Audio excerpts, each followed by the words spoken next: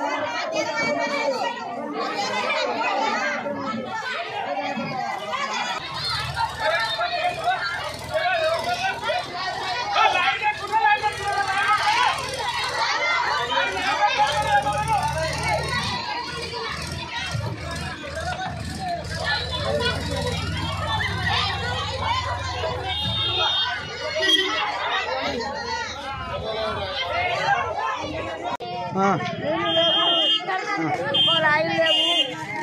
మాకు ఇంటింటికి ఒక కొలాయి వేసి ఎందుకంటే సరే